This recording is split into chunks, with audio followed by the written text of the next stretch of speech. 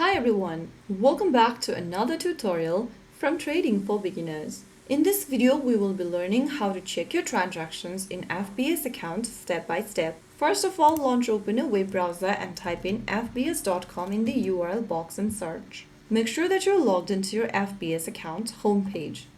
Once you're inside the homepage or the dashboard of FBS account, go ahead and click on Finances on the left-hand side menu. Under Finances, you'll see your Transaction History tab.